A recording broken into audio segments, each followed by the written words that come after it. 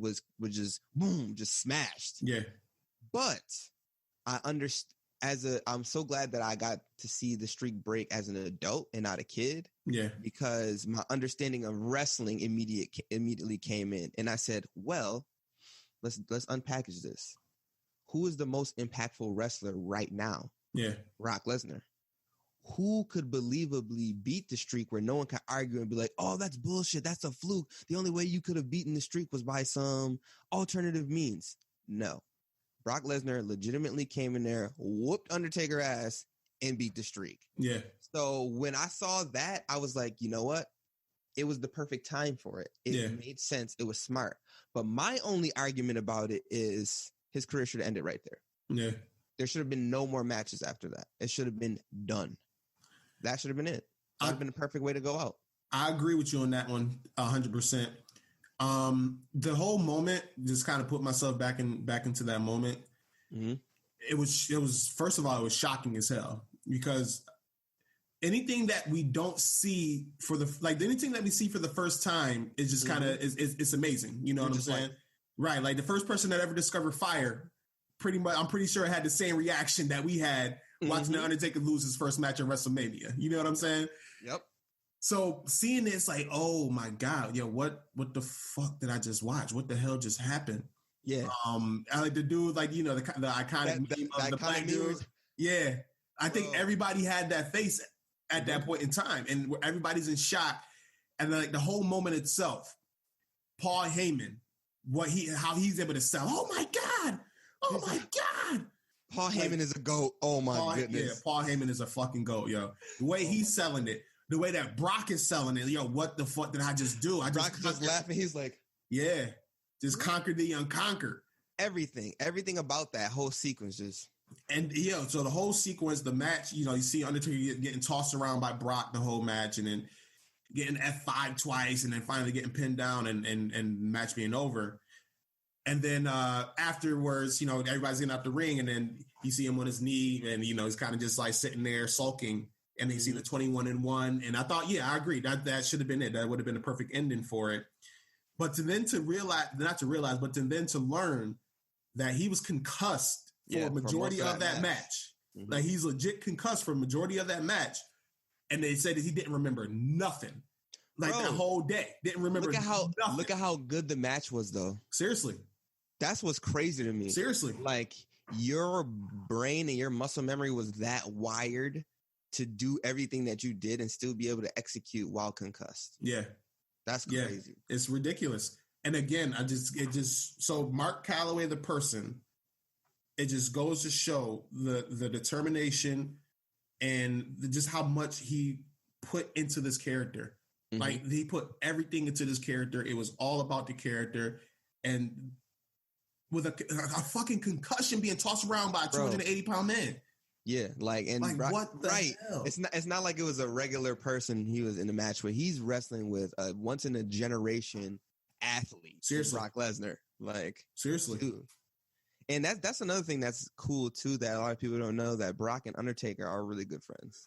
Yeah, like, they look like they hate each other in the ring as their characters, but like, these dudes are really, really good friends. Mm-hmm. Really good friends. Like, I noticed that from the documentary as well, like the little scenes in between, like when they were just chatting with one another. It's like, yeah. Okay, Brock. That's probably why that was able to work the way it worked. Yeah. Because Brock was probably just like, bro, I'll take the heat. I don't give a shit. Like, I'm not worried about anybody saying anything about me beating the streak. I'm Brock Lesnar. Right. And then, like, I'm built for this. Yeah, he's built for that. And then the match itself, like, the chemistry and the friendship between the two of them probably helped Undertaker still be able to kind of be guided through it by Brock Lesnar. Yeah. Because if you look back at it, it's not directed by the Undertaker. The match usually goes in the flow of the way the Undertaker goes whenever he fights. Mm-hmm. That match, you could tell a lot of it went in Brock Lesnar's direction, but it wasn't a bad thing, right? But I don't know. It was just different to see. It was different to see him not be in control. So I understand from knowing that why he wanted to come back and do another match. Yeah, and when you put it that way, it makes sense. But at the same time, though, like, I do wish it kind of would have ended there still. Especially because, in my opinion, a couple of the moves they made after they brought him back was stupid. Right. If they was gonna bring him back and the street was already beat, he should let my man Bray Wyatt get the dub the next year. Yeah, I would have rather had Bray Wyatt get it than Roman Reigns get it. Bray Wyatt should have caught the dub, and that should have made the Fiend happen right then and there. We shouldn't have had to wait 3 years for it. Mm-hmm. That should have made the dominance of him happen right there, because I also mentioned prior to that, Bray Wyatt had already defeated Kane and absorbed his essence. So, like, you could have just played along with, okay, now that I absorbed Kane, I also absorbed the Undertaker. Now I'm an ultimate being. Yeah. The Undertaker could have fucking left right then and there. He could have passed the torch to Bray Wyatt right there. Mm-hmm. Boom. Walk off to the sunset, because their match was good, too. Yeah, I think you probably just nailed it right there, bro. Like, you took two of probably the most menacing characters that we ever seen in WWE history, and you go ahead and form a different level of menacing character with Bray Wyatt and the Fiend. I think that would have been perfect. Yeah, and also Sting, too. I forgot about Sting. He absorbed Sting's power prior to fighting the Undertaker, too. Another character, another person that had that mysterious yeah. So it's like, you're gonna make him do all this build up and just get these characters in his essence to get beat? What the fuck? Yeah. That don't make no sense. But yeah, man. Yeah, but Undertaker, man, it's just, when you say wrestling, you got to think of Undertaker. Yeah, he's one of the first names that pop up in your head.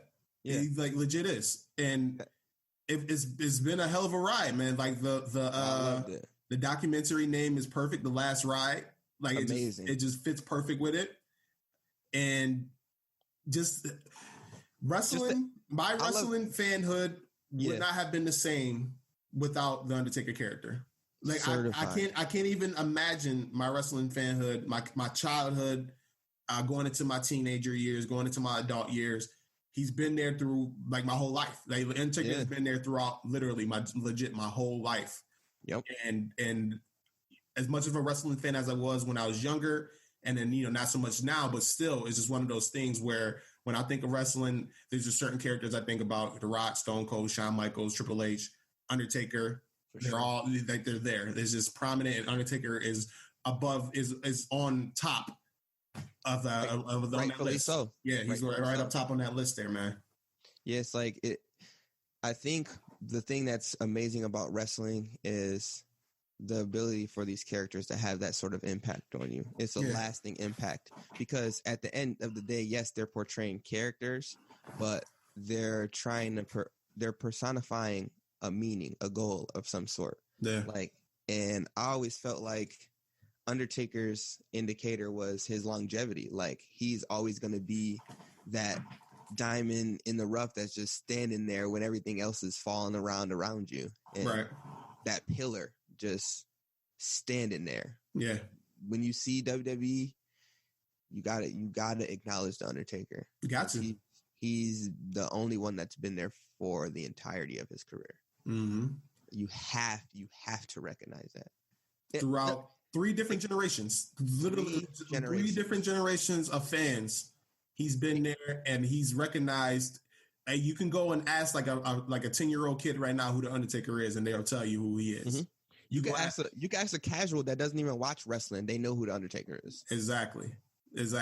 And that speaks volumes to, what Mark Calloway has created. And I'm just thankful for him allowing his craft to shine the way he let it. Mm-hmm. And like being unafraid to just, continue to portray this mystique and this mystery, and just always upholding kayfabe to a degree where you never really know.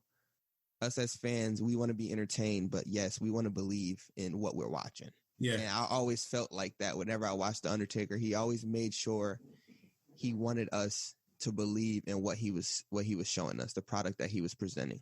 And I always felt that. Yeah, and exactly. I think that's the perfect way to kind of say that, man. That to end it, it's 100%. Man, it's hell of a career, Undertaker. Hell of a ride, man. Hell of a ride, bro. Yeah, we appreciate everything that you've done. And I'm kind of looking forward to seeing him as a person, Mark Calloway as a person, being on Instagram, being on social media, doing interviews, and just getting to hear like the backstories of his whole career. Like, I remember they was talking about the Montreal screw job, him explaining that and how he wanted to be more involved in that. He wished that Vince would have used him more for that, and just hearing like all the different storylines of what could have been and how he viewed it from his perspective. Yep. And I'm curious to see what the future holds for him as far as WWE talent, because I know he's had a couple opportunities to work with Performance Center, and I think that's going to be a big impact for the coming generation of bigger athletes, bigger wrestling superstars. It's like invaluable knowledge that he can pass to them. So I think the future of big men in wrestling is secure. We have people like Undertaker still giving out information. Shout out to Undertaker, man. Yeah, shout out to Undertaker. Never will be replicated. Never again. Hopefully not. See, it shouldn't be. Like, that should just be Hall of Fame. He's going to be in the Hall of Fame, and I'm looking forward to the speech. First ballot Hall of Famer, no question. No question. Rest in peace to Paul Bearer. I'm sad he's not alive because I know that's who would be inducting him into it. Yep. But I'm very curious to see who's going to be his inductee. Wouldn't be surprised if it's Vince McMahon himself. Probably. That's what I'm thinking it's going to be. Definitely probably going to be Vince. But Bryce, I appreciate you having me on. Yeah, man. I appreciate you, man. Appreciate you coming on. It's definitely a good subject here. I'm always down to talk wrestling, especially Undertaker. Oh, yeah. I'm always down to get your perspective as well, man. I know that you know your shit. And as you can see, I got my boy right over there, The Rock. He always know your role, baby. Oh man, you got anything coming up in the future? Yeah, actually, we have an interview today with a guy named Will Rogers. Mm-hmm. He has his own clothing line out of Buffalo. Dope. So we're gonna release that this week with him. What I plan on doing, not just me, but the network Push Start podcast and To Be Continued. We're going to start doing a lot more vlogs and a lot more interview style episodes. So we got a lot of guests lined up. We got a lot of interesting things coming up. And I'm also going to have a chance to go and check out this guy that makes arcade cabinets. Okay. So I'm going to have a nice little tidbit video for you guys, just, getting a chance to pick his brain and talk about what he does. That's what's up. Stay tuned for that. PushStartMediaNetwork.com. PushStartMediaNetwork.com. Yep. And go click on it. Go check it out. Check it out. I know you heard us talk about it. Everywhere. It's on everything. It's a movement. It's a revolution. Be a part of it. For Undertaker and Kane, we got to throw that. You already know. That's how we ride off into the sunset, G. Everybody that's listening to this, thank you for listening to another episode. Make sure you go on like the Facebook page, Sports Your Enthusiasm Podcast, and also the Push Start Media Network. Go like the page. Go like it. Follow us on Twitter. Follow us on Facebook. Send us some emails. The emails is right on the pages as well. Hell yeah. See, always appreciated you, my dude. Always a good time talking to you, man. Keep up the good work, man. Y'all been coming out with that crazy content. So likewise, man. Happy as hell. Thanks for being part of the network, man. Yes, sir. Thank you for allowing me to be a part of it. Thank you. Hell yeah, brother. All right, guys. Take care.